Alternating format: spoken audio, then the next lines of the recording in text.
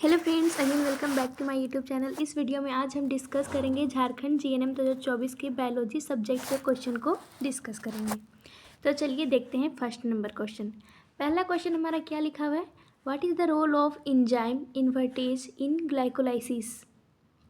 यहाँ पे हिंदी भी हमारा लिखा हुआ है, ग्लाइकोलाइसिस में एंजाइम इन्वर्टेज की क्या भूमिका है। तो हमारा इसका आंसर हो जाएगा it converts sucrose into glucose and fructose. Correct option हमारा बी होगा। आगे देखते हैं अगला नंबर क्वेश्चन। अगला नंबर क्वेश्चन हमारा दिया हुआ है 92 number question. What are the primary function of the membranous system within the chloroplast. Question हमारा बोल रहा है यहाँ पे हिंदी में भी देखिए, क्लोरोप्लास्ट के भीतर झिल्लीदार प्रणाली के प्राथमिक कार्य क्या है। तो इसका प्राथमिक कार्य क्या है, ट्रैपिंग। ऑप्शन बी हमारा करेक्ट होगा, trapping light energy and synthesis of ATP and NADPH, मतलब प्रकाश ऊर्जा को फंसाना और एटीपी और NADPH का संश्लेषण। तो ऑप्शन भी हमारा करेक्ट हो जाएगा। 93 नंबर क्वेश्चन देखते हैं। 93 नंबर क्वेश्चन में हमारा दिया हुआ है, 93 नंबर क्वेश्चन में हमारा क्या दिया हुआ है, what is the respiratory quotes. Respiratory मतलब श्वसन भागफल क्या है।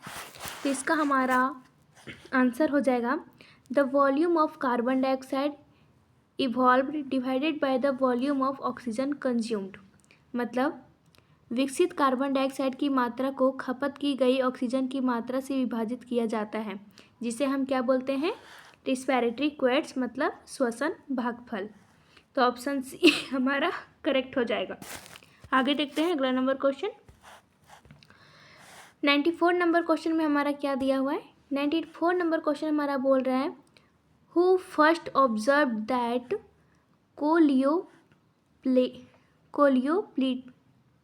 कोलियोप्टाइल्स of canary grass respond to unilateral illumination by growing toward the light. कहना का मतलब यहाँ पे हमारा बोल रहा है कि सबसे पहले किसने देखा कि कैनरी घास के केलियोटाइल्स प्रकाश की ओर बढ़कर एक तरफ रोशनी का जवाब देते हैं। तो इसका हमारा किसने देखा था, चार्ल्स डार्विन ने। ऑप्शन बी हमारा करेक्ट हो जाएगा। आगे देखते हैं अगला नंबर क्वेश्चन। अगला नंबर क्वेश्चन हमारा हो जाएगा 95 नंबर क्वेश्चन। 95 नंबर क्वेश्चन में हमारा दिया हुआ है what disease in rice seedling was caused by the fungal pathogen Gibberella fujikuroi and lead to discovery of gibberellic acid. तो इसका हमारा फाइनल आंसर हो जाएगा ऑप्शन सी। ऑप्शन सी हमारा करेक्ट हो जाएगा, बेकेन्स डिजीज। आगे देखते हैं अगला number question 96 number question. 96 number question में हमारा दिया हुआ है what condition result from the accumulation of urea in the blood due to kidney malfunction. गुर्दे की खराबी के कारण रक्त में यूरिया के संचय से क्या स्थिति उत्पन्न होती है। तो क्या स्थिति उत्पन्न होती है, यूरेमिया। 97 नंबर क्वेश्चन देखते हैं। 97 नंबर क्वेश्चन में हमारा दिया हुआ approximately what percentage of an adult human body weight is contributed bye muscles. तो इसमें हमारा क्या लिखा हुआ है, हिंदी देखते हैं। एक वयस्क मनुष्य के शरीर में के वजन में मांसपेशियों का योगदान लगभग कितना प्रतिशत होता है। मतलब कोई एक वयस्क मनुष्य है, उसका जो शरीर का वजन है वो मांसपेशियों का कितना योगदान होता है, कितना प्रतिशत योगदान होता है। तो इसका हमारा क्या हो जाएगा, करेक्ट ऑप्शन बी, 30 से 40% तक का योगदान होता है। 98 नंबर क्वेश्चन देखते हैं। 98 नंबर क्वेश्चन में दिया हुआ है myelinated nerve fibre are commonly found in which of the following. Myelinated जो हमारा नर्व फाइबर होता है वो किस में पाया जाता है, इनमें से किस में पाया जाता है। तो इसका हमारा ऑप्शन बी करेक्ट हो जाएगा, सोमैटिक न्यूरल सिस्टम में पाया जाता है। 99 नंबर क्वेश्चन देखते हैं। 99 नंबर क्वेश्चन में हमारा दिया हुआ है what is the term of the junction where a nerve impulse is transmitted from one neuron to another neuron.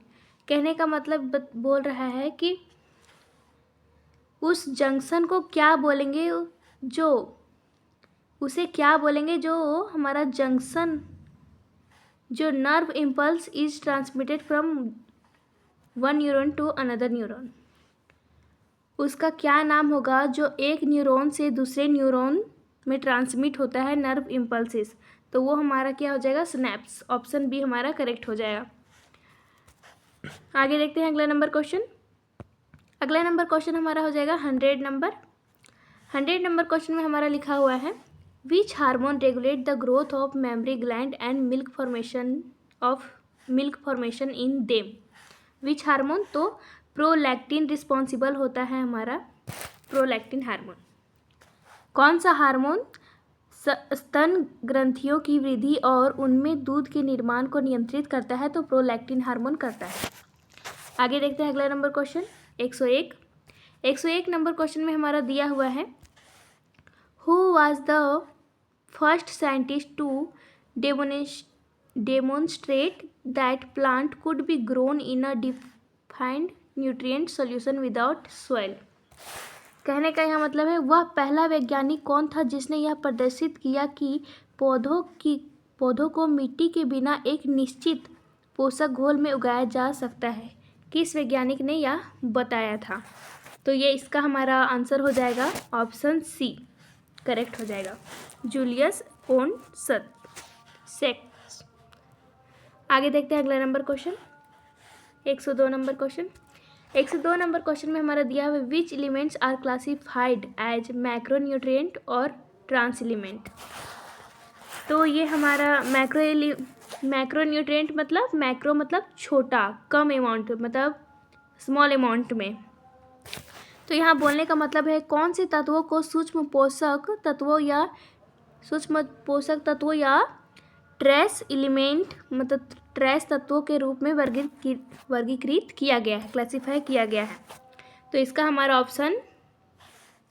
Option C हमारा करेक्ट हो जाएगा। आयरन, मैग्नीज और कॉपर को मैक्रोन्यूट्रिएंट कहा जाता है या ट्रांस एलिमेंट कहा जाता है और इसे क्लासिफाई किया गया है। मतलब आयरन, मैग्नीज और कॉपर हमारा मैक्रोन्यूट्रिएंट के अंदर में इसे क्लासिफाई किया गया है। एक हमारा होता है मैक्रोन्यूट्रिएंट एक हमारा होता है MI वाला मैक्रोन्यूट्रिएंट और हमारा एक होता है MA वाला मैक्रोन्यूट्रिएंट। MI मतलब होता है स्मॉल अमाउंट में और MA मतलब होता है लार्ज अमाउंट में। ऐसा न्यूट्रिएंट जो हमें लार्ज अमाउंट में चाहिए उसको हम MA से कहते हैं मैक्रोन्यूट्रिएंट, और जो हमें स्मॉल अमाउंट में प्राप्त होता है उसे MI से MICRO मैक्रोन्यूट्रिएंट कहा जाता है। तो आयरन, मैग्नीज और कॉपर हमारा मैक्रोन्यूट्रिएंट में आता है। कौन सा? MI वाला मैक्रोन्यूट्रिएंट में, स्मॉल अमाउंट में। तो आगे देखते हैं अगला नंबर क्वेश्चन। अगला नंबर क्वेश्चन हमारा क्या दिया हुआ है? 103 नंबर क्वेश्चन। 103 नंबर क्वेश्चन हमारा दिया हुआ है which of the following elements are mainly obtained from CO2 and H2O in plant. निम्नलिखित में से कौन से तत्व मुख्य रूप से पौधों में कार्बन डाइऑक्साइड और H2O मतलब जल से प्राप्त होता है? तो इसका हमारा ऑप्शन बी करेक्ट हो जाएगा, कार्बन, हाइड्रोजन और ऑक्सीजन। आगे देखते हैं 104 नंबर क्वेश्चन। 104 नंबर क्वेश्चन में हमारा क्या दिया हुआ है? क्वेश्चन में हमारा बोल रहा है which nutrient is involve in the opening and closing of stomata. रंध्रों के खुलने और बंद होने में कौन सा पोषक तत्व शामिल होता है? तो हमारा पोटेशियम जो एक पोषक तत्व है वो शामिल होता है। आगे देखते हैं अगला नंबर क्वेश्चन। अगला नंबर क्वेश्चन हमारा है 105 नंबर क्वेश्चन। 105 नंबर क्वेश्चन में हमारा बोल रहा है question which nutrient is a major constituent of cell membranes, nucleic acid and nucleotides. इसका हमारा ऑप्शन बी करेक्ट हो जाएगा, फॉस्फोरस। कौन सा पोषक तत्व कोशिका झिल्ली, न्यूक्लिक एसिड और न्यूक्लियोटाइड का एक प्रमुख घटक होता है? तो फॉस्फोरस हमारा एक ऐसा पोषक तत्व है जो कोशिका झिल्ली, उसके बाद न्यूक्लिक एसिड और न्यूक्लियोटाइड का एक प्रमुख घटक होता है। आगे देखते हैं अगला नंबर क्वेश्चन 106। 106 क्वेश्चन नंबर में हमारा क्या बोल रहा है? क्वेश्चन हमारा बोल रहा है What type of muscular contraction move on bolus down the esophagus? तो इसका हमारा क्या हो जाएगा? ऑप्शन बी हमारा क्या हो जाएगा? पेरिस्टाल्सिस। किस प्रकार के पेशीय संकुचन बोलस को अन्न प्रणाली के नीचे ले ले जाते हैं, तो इसका हमारा क्या हो जाएगा, पेरिस्टालसिस। Option B कर्माकुचन। आगे देखते हैं अगला नंबर क्वेश्चन। 107 नंबर क्वेश्चन में हमारा दिया हुआ है, which reflex action is controlled by the vomit centre in the medulla. Medulla में वोमिट सेंटर किसके द्वारा कंट्रोल किया जाता है, मतलब मेडुला में उल्टी केंद्र द्वारा कौन सी प्रतिवर्ती क्रिया नियंत्रित होती है। तो कौन सी प्रतिवर्ती क्रिया नियंत्रित होती है, छींकना नहीं होगा, वोमिटिंग, उल्टियाँ करना को नियंत्रित किया जाता है। आगे देखते हैं अगला number question, 108 number question. 108 number question में हमारा बोल रहा है, which condition is caused by a simultaneous deficiency of protein and calories. कहने का मतलब है, प्रोटीन और कैलोरी की एक साथ कमी के कारण कौन सी स्थिति होती है। जब प्रोटीन और कैलोरी की कमी होती है तो कौन सा प्रॉब्लम होता है, तो हमारा ये मरास्मस एक डिजीज़ है जो प्रोटीन की कमी से होता है। तो हमारा ऑप्शन बी करेक्ट हो जाएगा, ऑप्शन बी करेक्ट हो जाएगा ऑप्शन। आगे देखते हैं 109 number question, what is the approximate glomerular filtration rate in a healthy individual. तो हमारा जो हेल्दी इंडिविजुअल में कितना फिल्ट्रेशन रेट होता है, तो इसका हमारा ऑप्शन सी करेक्ट हो जाएगा, 125 ml पर मिनट। आगे देखते हैं 110 नंबर क्वेश्चन। 110 नंबर क्वेश्चन में हमारा दिया हुआ है, what does angiotensin two stimulate in the adrenal cortex. तो इसका हमारा ऑप्शन बी करेक्ट हो जाएगा, एल्डोस्टेरोन रिलीज। बोल रहा है यहाँ पे हमारा, एंजियोटेंसन टू एड्रिनल कॉर्टेक्स में क्या उत्तेजित करता है, तो क्या उत्तेजित करता है, ये एल्डोस्टेरोन को रिलीज करता है। आगे देखते हैं अगला नंबर क्वेश्चन। अगला नंबर क्वेश्चन हमारा है 111 नंबर क्वेश्चन। क्वेश्चन हमारा क्या बोलता है, देख रहे हैं। क्वेश्चन हमारा दिया हुआ है, what is the term for the decomposition of organic nitrogen in dead plant and animal into ammonia. तो उस टर्म को क्या कहेंगे। मृत पौधे और जानवरों में कार्बनिक नाइट्रोजन के अमोनिया में अपघटन के लिए क्या शब्द का यूज किया जाता है, तो क्या शब्द का यूज किया जाएगा, अमोनिफिकेशन। आगे देखते हैं अगला number question, 112 number question. 112 number question में हमारा क्या दिया हुआ है, इसमें हमारा दिया हुआ है, in which process does ammonia react with alpha ketoglutaric acid to form glutamic acid. किस प्रक्रिया में अमोनिया अल्फा, यहाँ पे हमारा बोल रहा है कि किस प्रक्रिया में अमोनिया अल्फा कीटोग्लूटेरिक एसिड के साथ प्रतिक्रिया करके ग्लूटामिक एसिड बनाता है। तो इसका हमारा ऑप्शन बी करेक्ट हो जाएगा, रिडक्टिव एनिमेशन, मतलब रिडक्टिव एनिमेशन, हमारा ऑप्शन बी करेक्ट हो जाएगा। आगे देखते हैं अगला नंबर क्वेश्चन। अगला नंबर क्वेश्चन हमारा दिया हुआ है 113, how do plants primarily observe minerals from the swell. बोल रहा है, पौधे मुख्य रूप से मिट्टी से खनिजों को कैसे अवशोषित करते हैं। तो कैसे अवशोषित करते हैं, बाय पैसेज और active processes through the root, जड़ों के माध्यम से, निष्कर्ष या सक्रिय प्रतिक्रियाओं द्वारा। कैसे ऑब्जर्व करते हैं, तो वो जड़ों के द्वारा ऑब्जर्व करते हैं। आगे देखते हैं 114 नंबर क्वेश्चन। 114 नंबर क्वेश्चन हमारा दिया हुआ है, क्वेश्चन हमारा क्या बोल रहा है, in Ingenhousz experiment what happened to the small bubbles formed around the green parts of the aquatic plant. जो हमारा इंग्लिश गैसेस था, इंगेनहाउस के प्रयोग में जलीय पौधे के हरे भागों के चारों ओर बने छोटे बुलबुले का क्या हुआ। तो क्या हुआ, इसका हमारा क्या हुआ, उन्हें ऑक्सीजन के रूप में पहचाना गया था। तो they were identified as oxygen, option B हमारा करेक्ट हो जाएगा। आगे देखते हैं 115 नंबर क्वेश्चन।